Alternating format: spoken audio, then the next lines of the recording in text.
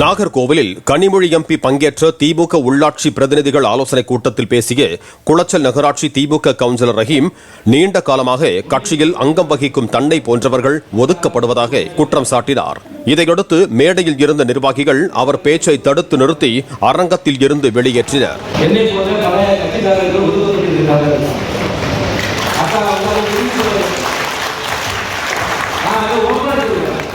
நான் ஒரு கழக செயலாளராக இந்த பணியாற்றியவர் என்னை போன்ற பழைய கட்சிக்காரர்கள் ஒதுக்கப்பட்டிருக்கிறார்கள்.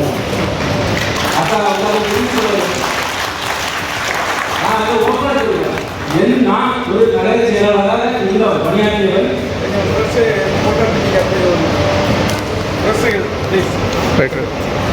பிளே ஸ்டோர் மற்றும் ஆப் ஸ்டோரில் இருந்து பாலிமர் செயலியை QR கோடு மூலம் பதிவிறக்கம் செய்யுங்கள்.